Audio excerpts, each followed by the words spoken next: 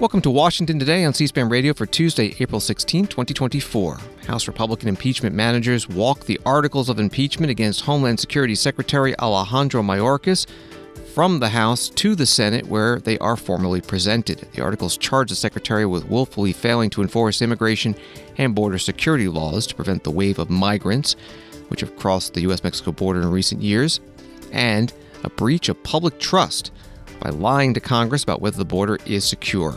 The question now is whether the Senate will conduct a full impeachment trial, as most Republicans have called for, or quickly table or kill the articles, as many Democrats have been advocating. After a second House Republican, Thomas Massie, announced support of a motion to remove House Speaker Mike Johnson and calling on him to resign, the Speaker says he is not resigning and says it's an absurd notion that somebody would bring a motion to vacate, quote, when we are simply here trying to do our jobs. Congressman Massie is opposed to Speaker Johnson's plan to bring to the House floor a bill that would provide aid to Ukraine.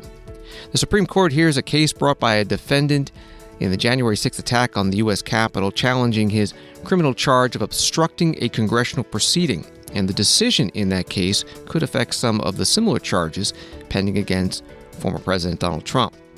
Donald Trump attends day 2 of jury selection in his hush money criminal case in New York City, and half a dozen jurors are seated and sworn in.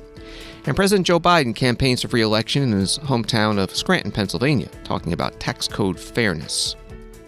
The 11 House impeachment managers walked the articles of impeachment against Homeland Security Secretary Alejandro Mayorkas from the House side of the U.S. Capitol to the U.S. Senate.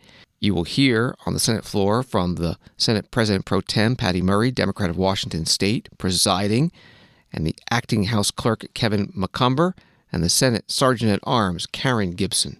Mr. Clerk.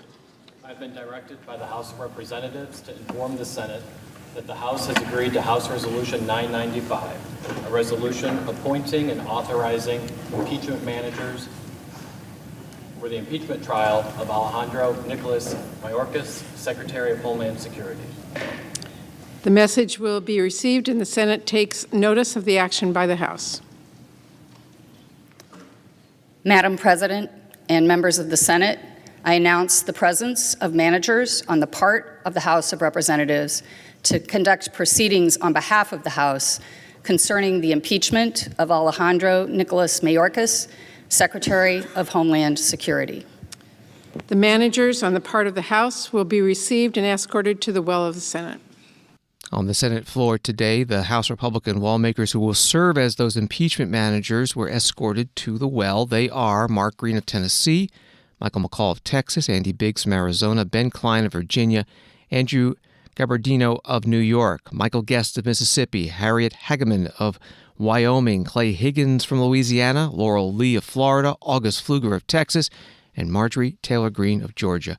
We pick it up again with the presiding officer, Senator Murray. The Sergeant-at-Arms will make the proclamation.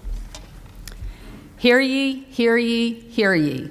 All persons are commanded to keep silent on pain of imprisonment while the House of Representatives is exhibiting to the Senate of the United States articles of impeachment against Alejandro Nicholas Mayorkas, Secretary of Homeland Security. The managers on the part of the House will proceed.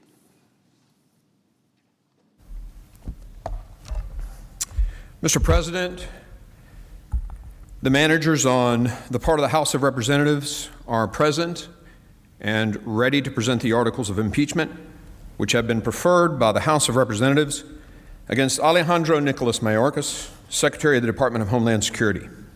That's the lead House impeachment manager, Mark Green, Republican from Tennessee. He chairs the Homeland Security Committee. He went on to read on the Senate floor the 2 articles of impeachment against Secretary Mayorkas, both related to what the House Republicans say is his failure to enforce border and immigration laws with the migrants crossing the U.S. Mexico border. Article 1 accuses the Secretary of willful and systemic refusal to comply with the law. Article 2 of breach of public trust. The senators will be sworn in as jurors on Wednesday at 1 p.m. Eastern. Most Senate Republicans have demanded a full impeachment trial, but it's possible the majority Democrats will quickly vote to dismiss the charges. The Senate Majority Leader Chuck Schumer spoke on the Senate floor this morning ahead of the impeachment articles arriving. As I have said repeatedly, we want to address this issue as expeditiously as possible. Impeachment should never be used to settle a policy disagreement. Let me say that again. Impeachment should never be used to settle a policy disagreement. Talk about awful precedents. This would set an awful precedent for Congress. Every time there's a policy agreement in the House, they send it over here, tie the Senate in knots to do an impeachment trial. That's absurd. That's an abuse of the process. That is more chaos. Nevertheless, when the House is ready to send us the articles, the Senate will act. The Senate Majority Leader Chuck Schumer, Democrat from New York, on the Senate floor this morning. And following him, the Senate Minority Leader Mitch McConnell, Republican from Kentucky, spoke and advocated for a full impeachment trial. Today, the Senate will hear House managers charge Secretary Mayorkas with serious dereliction of duty, with a systematic refusal to enforce our nation's immigration laws, and with lying to Congress about the extent of the border crisis that unfolded on the Biden administration's watch. The facts of the crisis are well known. Since January of 2021, CBP has recorded more than 7.5 million illegal crossings at our southern border, while observers estimate over 1.5 million known gotaways. And last December saw the highest daily and monthly numbers ever recorded. In the 2 months since the House impeached Secretary Mayorkas, the border crisis has only continued, with excruciating consequences for innocent Americans. On February 22nd, an illegal alien was arrested in Virginia for sexually assaulting a minor. The very next day, another illegal alien from Venezuela was arrested for the murder of Laken Riley, a young college student in Georgia. And the same month, yet another was charged with first and second degree murder for the shooting of a 2-year-old in Maryland. And for the Americans living right near the border, things are not improving. In February, one man working in Arizona recounted watching cartel guides lead over 170 people from around the world through one such opening in a matter of hours. The House managers will make the case for Secretary Mayorkas' role in neglecting and exacerbating that crisis.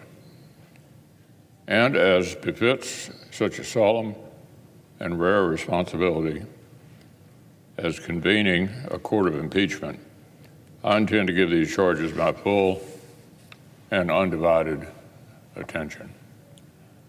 Of course, that would require that senators actually get the opportunity to hold a trial. And this is exactly what history and precedent dictate. Never before has the Senate agreed to a motion to table articles of impeachment, not for an officer of either party, not once. Instead, every single time that we've been called upon to render judgment, we've done so. We've convened a trial, or in accordance with Rule 11 of the impeachment rules agreed to in 1935, we've appointed a trial committee to dig into the facts and make a recommendation. It would be beneath the Senate's dignity to shrug off our clear responsibility and fail to give the charges we'll hear today the thorough consideration they deserve. The Senate Minority Leader Mitch McConnell, Republican from Kentucky, today on the Senate floor. From an Associated Press article, senators will be sworn in Wednesday as jurors, turning the chamber into the court of impeachment.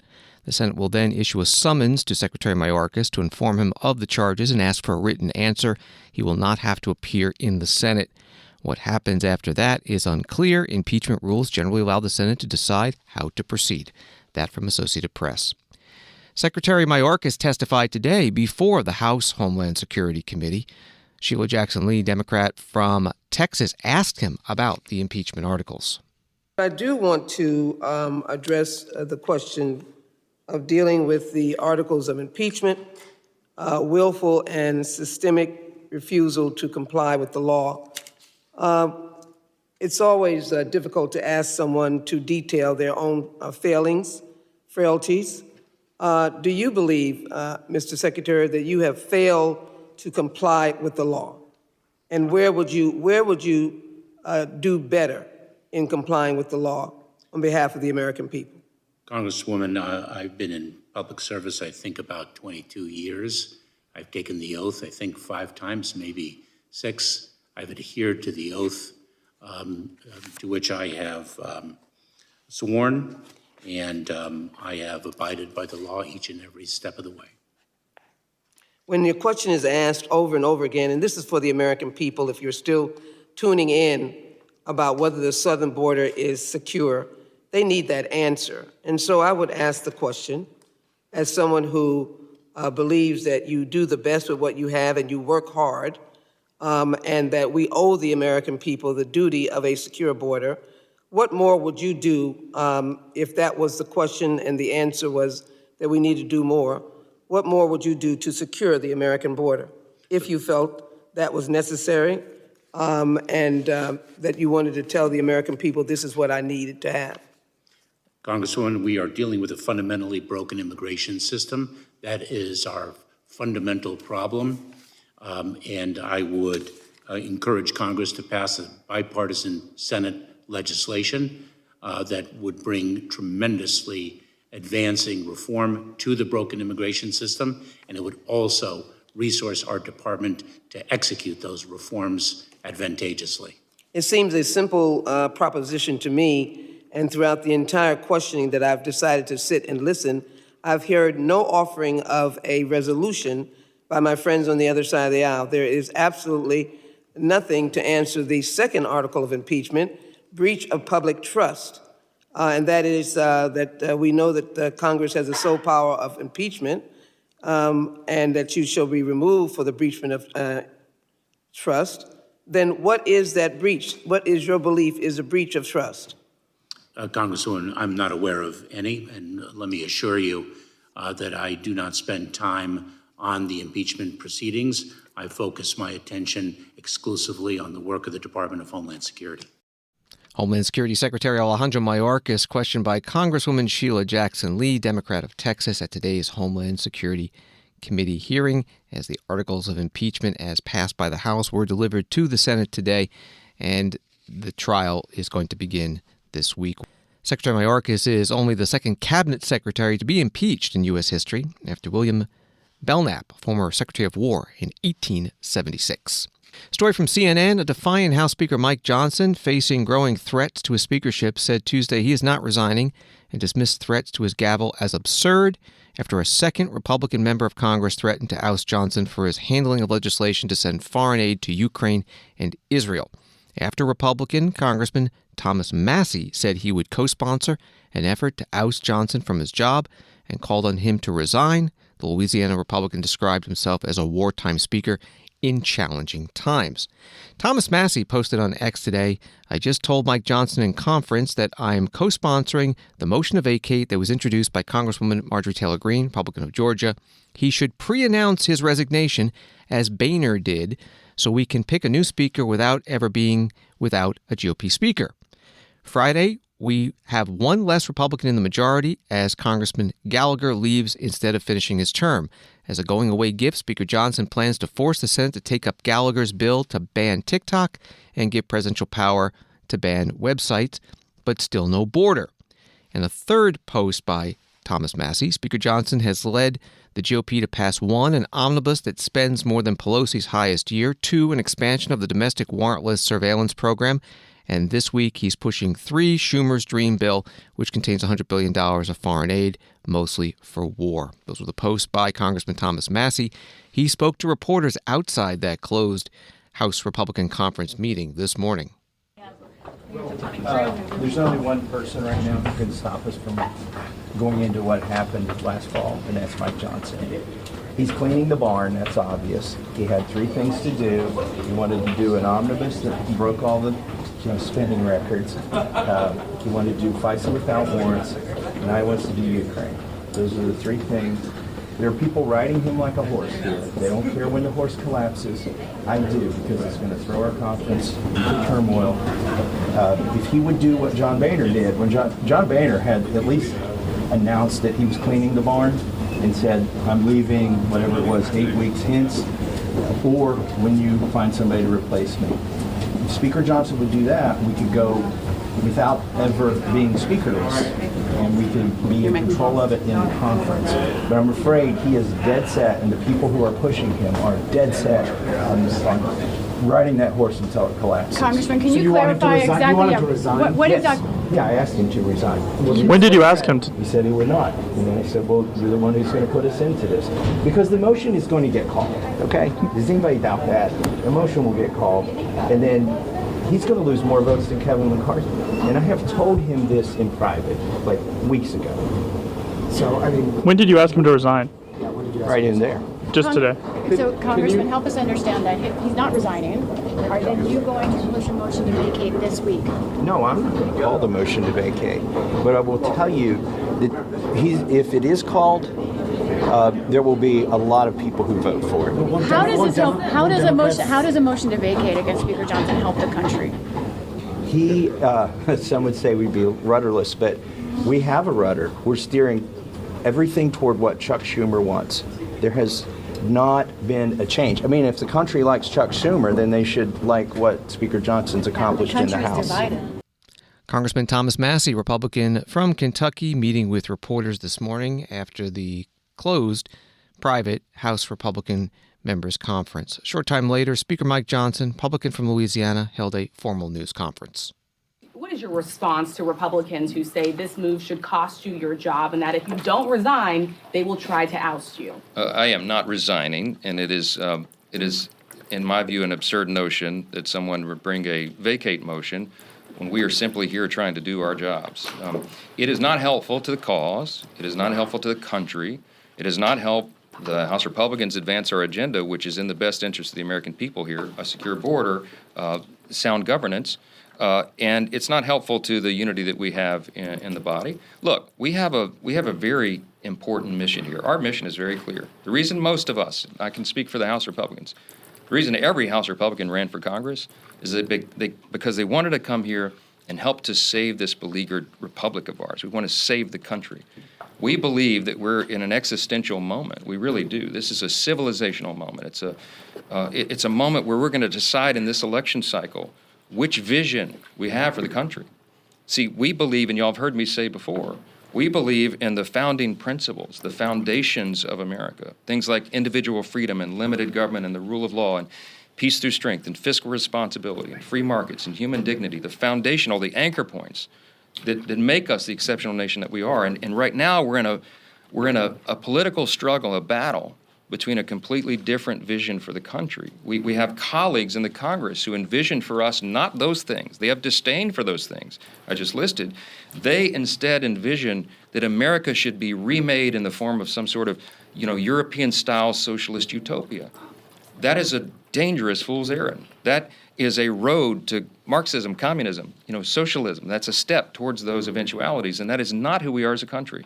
And so for us to accomplish our mission, which is to save the republic, we need to add more Republicans to the House and grow the House majority so we have more votes. We need to win back the Republican majority in the Senate, and we need to restore Donald J. Trump to the White House as our nominee. I believe all those things will happen, but we have to have a united front, and we have to have our members work together. And we'll be working today to do that very thing. Look, we are in unprecedented times, okay? We're in dangerous times, as has been articulated here, around the world, and here at home. We need steady leadership. We need steady hands at the wheel. Look, I regard myself as a wartime speaker. I mean, in a literal sense, we are. I knew that when I took the gavel. I didn't anticipate that this would be an easy path. Former Speaker Newt Gingrich posted a couple days ago on his social media that this is the hardest challenge that's faced a speaker probably in the history of the country, in the moment that we're in right now. He said arguably maybe comparable to the Civil War, but maybe worse. A single vote margin at a difficult time when the nation is terribly divided. The way we get through that is we show unity and we explain how we have answers to all these great challenges. We have those answers. We shouldn't get in the way of ourselves. We're going to work this out today, and we'll have a lot more comment for you today, for you later. But I'm going to tell you that I am not concerned about this. I am going to do my job, and I think that's what the American people. Is there any upside to them calling their bluff, Mr. Speaker? House Speaker Mike Johnson at a news conference today.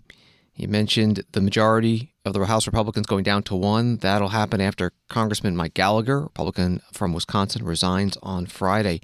And with two House Republicans now saying that they will vote to remove Speaker Johnson, Thomas Massie and Marjorie Taylor Greene, the math says that the Speaker will need some Democrats to help him stay Speaker should that motion come to the floor for a vote. The House Democratic Caucus Chair, Pete Aguilar of California, was asked at his news conference today what his party's plan is. How would you handle a motion to vacate? We don't like the chaos and the dysfunction. We've been down this road before. Believe me, I mean, I provided a lion's share of those nomination speeches. I'm not itching to do that anymore. We want this place to work. We want to see aid to Israel, Ukraine, humanitarian assistance, and Indo-PACOM priorities. That's what we're focused on right now. We can't control the theatrics of Marjorie Taylor Greene and the House Republican Conference, but we stand willing to work with anyone who wants to deliver on that help and support. Deborah, anything? On that same question, is there a world where, I know this might have sounded strange 10 years ago, but is there a world where if there's a motion to vacate triggered and the votes work out so that Hakeem Jeffries could become Speaker, that you all think it would be good to have a Democratic Speaker even with a technical Republican majority? Look, I think I feel very confident speaking for the Democratic caucus that we want Hakeem Jeffries to be Speaker.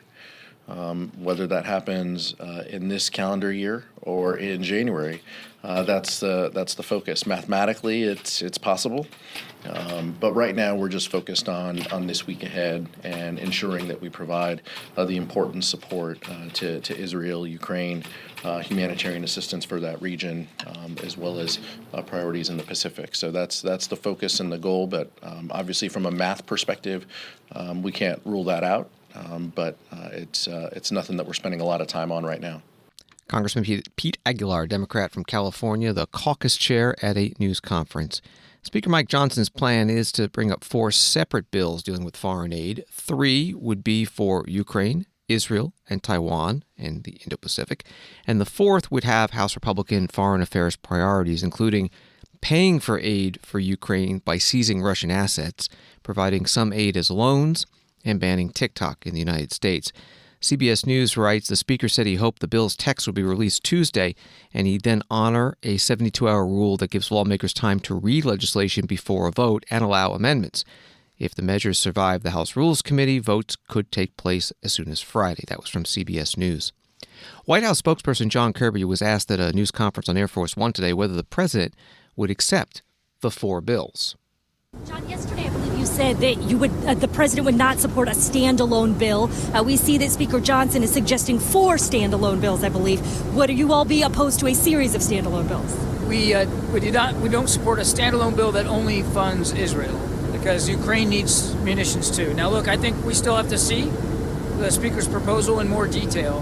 The important thing is that the House moves this week to help us get security assistance for Israel, Ukraine, and also for the Indo-Pacific. They need to move this week. And as for the details, we'll wait and see what the Speaker comes up with. Are you okay with 4 bills? Again, we're going to wait and pass judgment after we've had a chance to take a look closer at the Speaker's proposal. The important thing is that our allies like Ukraine and Israel, who are under the gun, literally under the gun, get the security assistance they need as quickly as possible. So we want them to move this week. And right now you're not sure on the details of the bills, if there's something the White House can support at this point. I think we just need to see more right now than we do. I think we need to see more than we have right now to be able to. It does appear at first blush that the Speaker's proposals will, in fact, help us get aid to Ukraine, aid to Israel, and needed resources to the Indo-Pacific for a wide range of contingencies there. At first blush, it looks like that. We just want to get more detail. Whether it's all together or separate is not a deal breaker for some. Again, at first blush, looks like the Speaker's proposal does cover those immediate needs, and they are immediate needs, but we're waiting to get a little bit more detail before we say one way or the other.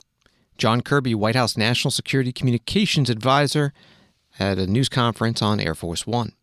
Washington Today continues in a moment. Hi there. I'm Jonathan from C-SPAN, along with my colleague, Ben. Since C-SPAN's founding 45 years ago, the media world has changed. Remember when there were just a few TV channels? Now we've got streaming, social media, apps, and more. Through all of this, C-SPAN has stayed true to its mission of giving you unfiltered access to government wherever you get your news. As we navigate this challenging media environment with fewer people subscribing to traditional cable packages, our funding has been impacted. That's why we're asking for your help to keep going strong for another 45 years. Please donate today at cspan.org/donate. Your contribution, large or small, helps ensure at least another 45 years of witnessing democracy in action. Keep C-SPAN thriving in today's ever-changing media landscape. Visit cspan.org/donate to make your gift today. Thank you. Welcome back to Washington Today, available as a podcast on the C-SPAN Now mobile app and wherever you find your podcasts. Supreme Court justices on Tuesday, writes NBC News, raised concerns about the Justice Department's use of an obstruction statute to charge those involved in the January 6 attack on the U.S. Capitol. The case could have bearing on the election interference prosecution of former President Donald Trump. The justices heard an appeal brought by defendant Joseph Fisher, a former police officer who was seeking to dismiss a charge accusing him of obstructing an official proceeding, namely the certification by Congress of Joe Biden's election victory, which was disrupted by a mob of Trump supporters. The law in question criminalizes efforts to obstruct, influence, or impede any official proceeding. Conviction can result in a prison sentence of up to 20 years. The court, which has a 6-3 conservative majority, has in the past been skeptical of prosecutors when they assert broad applications of criminal provisions. Some justices expressed similar sentiments during Tuesday's arguments, asking whether the statute in question could be used to prosecute peaceful protesters, including people who at times have disrupted Supreme Court proceedings. That was the reporting by NBC News. Here's part of the oral argument in the case Fisher v. United States. U.S. Solicitor General Elizabeth Prelogar, questioned by Justice Amy Coney Barrett. Okay, let me ask you a question that kind of gets at some of the same points that Justice Alito's questions were getting at. So what if on January 6th, the Capitol itself had not been breached, the protest is going on outside the Capitol, stop the steal, police are, in megaphones saying disperse, disperse, they're too close to the Capitol, their goal is to impair, impede, stop the proceeding, stop the counting of votes. Does that violate the statute in your view under this impede language? So I think that one relevant question would be whether we could satisfy the nexus requirement and show that actually the natural and probable effect of that conduct would be to have some effect on what's going on in the Capitol and yes, in the so mine run. You can. Yes, so if you're assuming that the same thing happened where Congress had to go into recess and couldn't hold the joint session after all because there was such a security risk, I think that probably would be chargeable if we had the intent evidence. Now, as I mentioned before, even with respect to the riot that happened, which was a much more serious breach, we don't have that evidence of intent for everyone. But if we had, for example, organizers where it was absolutely clear that they were the ringleaders who had intended to obstruct and undertook the action with that specific intent and did so knowing it was wrongful, and especially if they went, I'm assuming you're saying they're in the unauthorized area right outside the Capitol, that is unlawful conduct committed with consciousness of wrongdoing if we have the proof of it. let's say that I am having a hard time accepting your limiting construction of the verbs obstruct, influence, or impedes to have this extra element. Tell me why I shouldn't be concerned about the breadth of the government's reading, just relying on corruptly and the nexus requirement. Should I be concerned, or could you just embrace it and say, yeah, there might be some as-applied First Amendment challenges or that sort of thing? I mean, can I be comfortable with the breadth if that's what I think? Yes, you can be. You certainly don't have to agree with us that a de minimis hindrance wouldn't qualify. If you thought that this was unqualified and swept broadly to any kind of hindrance whatsoever, there would still be really important limits in the statute. Obviously, you'd have to have the official proceeding. I think the nexus requirement could be somewhat harder to establish in a circumstance where you might not think that the natural and probable effect of the conduct is going to be to obstruct the proceeding. You'd have to show that the defendant knew that the natural and probable effect would do that. You'd still have to show the corruptly mens rea. And as you mentioned, even if you could show all of that, if it were a circumstance that really did infringe on First Amendment rights, there would always be the backstop of an as-applied constitutional challenge. Do you think it's plausible that Congress would have written a statute that broadly? I mean, let's say that I think that Justice Alito's example of the protesters in the courtroom, let's say it's corrupt. It impedes the proceeding because we have to go off the bench and things are stopped. Let's say I think that that's covered by the word impedes, and there's the nexus and it's corruptly. Is it plausible to think Congress wrote a statute that would sweep that in? Yes, I think that there are a lot of legitimate ways to try to voice your dissent if you disagree with what the court is doing, but one of the ways you cannot do it is come into this courtroom, halt the proceedings, force the justices to leave the bench, and do it with the intent and the corrupt mens rea. I think that Congress could think that is a severe intrusion on the functioning of our government and want to protect against that. And again, the 20-year statutory max, of course, is just a max. There's no mandatory minimum. So Congress would have recognized that sentencing courts would use their discretion to tailor the actual sentence to the facts of that specific offense. Thank you. Supreme Court Justice Amy Coney Barrett questioning U.S. Solicitor General Elizabeth Prelogar in today's oral argument in the case of Fisher v. United States, challenging a criminal statute used to charge a defendant in the January 6th attack on the U.S. Capitol of obstructing a congressional proceeding. The decision in this case could potentially affect some of the criminal charges related to the January 6, 2021 attack that are pending against former President Donald Trump, a 2024 Republican presidential candidate. You can find the full oral argument at our website, cspan.org. Runs about an hour and 40 minutes. Donald Trump was in New York City again today for the second day of his first criminal trial he's facing. He's accused of falsifying business records to cover up hush money payments to two women who say they had affairs with him. Donald Trump spoke for a couple of minutes before the proceedings began. Thank you very much. This is a trial that should have never been brought. It's a trial that is being looked upon, looked at all over the world. They're looking at it and analyzing it. Every legal pundit, every legal scholar said this trial is a disgrace. We have a Trump-hating judge. We have a judge who shouldn't be on this case. He's totally conflicted. But this is a trial that should never happen. It should have been thrown out a long time ago. If you look at Jonathan Turley, Andy McCarthy, all great legal scholars, there's not one that we've been able to find that said this should be a trial. I was paying a lawyer and marked it down as a legal expense. Some accountant, I didn't know, marked it down as a legal expense. That's exactly what it was. And you get indicted over that? I should be right now in Pennsylvania, in Florida, in many other states, North Carolina, Georgia, campaigning. This is all coming from the Biden White House because the guy can't put two sentences together. He can't campaign. They're using this in order to try and win an election, and it's not working that way. It's working the opposite way. So check that out. Legal expense. It's called legal expense. That's what you're supposed to call it. Mr. Trump, you get indicted over that. Nobody's ever seen it. Nobody has ever seen anything like it. So thank you very much for coming. I'm now going to sit down for many hours. I am now going to sit down. The voters understand it. All you have to do is look at the polls. This is a sham trial, and the judge should recuse himself because it's totally conflicted. Thank you very much.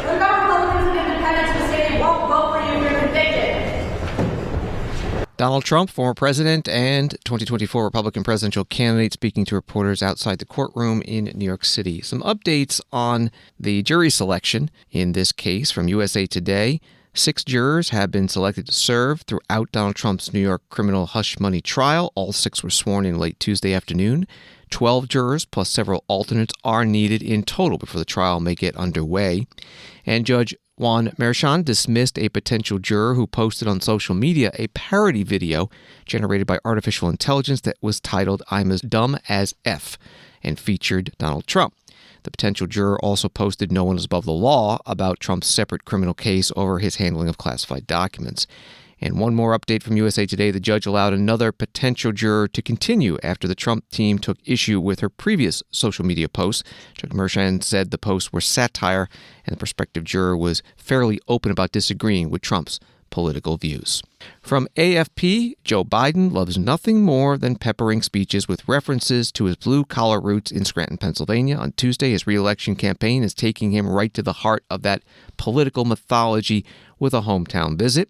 The 81-year-old U.S. president will reach out to working and middle-class voters with an address in the former mining town calling on the rich to pay more tax. More pointedly, the Democrat will draw a stark contrast with his Republican election rival, Donald Trump, the real estate tycoon who will be stuck in court on Tuesday as the first former president to face a criminal trial. That was the preview from AFP. Here's part of the speech today from President Joe Biden. I learned a lot here in Scranton. I learned that money doesn't determine your worth. My grandfather would tell me, Joey, nobody's more worthy than you, and everyone's your equal. And that was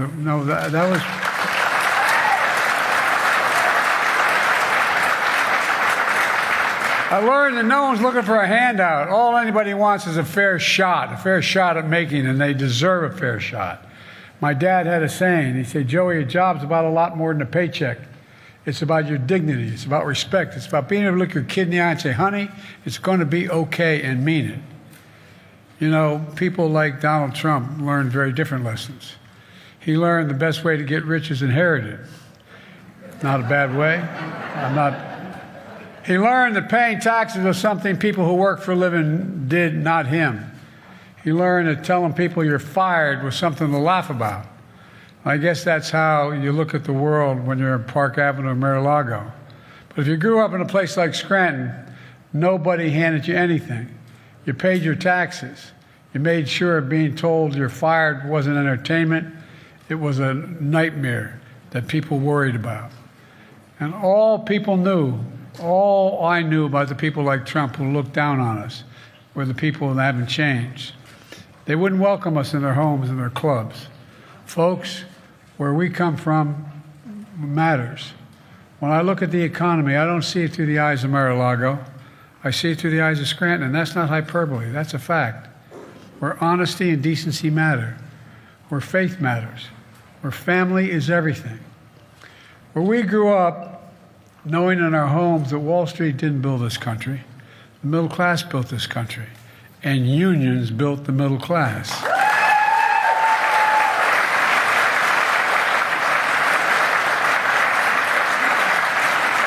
We know the best way to build an economy is from the middle out and the bottom up, not the top down, because when you do that, the poor have a ladder up, the middle class does well, and the wealthy still do very well. We all do well. There's a stark contrast from my opponent. He looks at the economy from Mar-a-Lago, where he and his rich friends embraced the failed trickle-down policies that have failed working families for more than 40 years. Scranton values or Mar-a-Lago values. These are the competing visions for our economy, and they raise questions of fundamental fairness to the heart of this campaign that I want to talk to you about a little bit today. Folks, does anybody really think the present tax code is fair? Raise your hand if you think it's fair. I'm not joking. Well, neither do I. I'm a capitalist. If you're able to go out and make $1 million, fine. That's okay. But just make sure you pay your fair share in taxes. President Joe Biden campaigning in Scranton, Pennsylvania. Wall Street today, the Dow up 63, NASDAQ down 19, S&P down 10.